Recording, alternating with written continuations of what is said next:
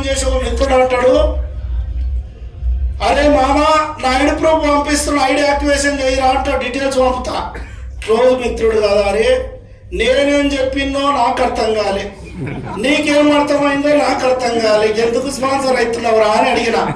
ఏం అర్థం కాలేదు కానీ రోజు 50,000 వస్తాయని అర్థమైంది. ఇంకోడు అంటాడు, ఇంకోడు అరే నాపురా నాకిందేరా ముందు అవుతాడు, నీకేం అర్థమైందిరా అన్న. ఒక్కుంటా నీవే చెప్తున్నావు, ఒక్కకుండా చెప్తాను, నేనేది చేయరా అంటాడు. అర్థమైందా? ఇంకోడు అంటాడు, ఇటు డీసెంట్ క్యాండిడేట్, మామ చిన్నప్పటి నుంచి నీవు నేను దోస్తులం కాదరా, నువ్వు ఏదో చెప్తే అది నువ్వు ప్లీజ్ మా వాళ్ళు ఇద్దరు నాకు కింద మామ అంటాడు. నువ్వు అక్కడ కూడా ఇక్కడ వేస్తే రామ్ పడేచ్చాడు ఆయన అంటాడు వాడు.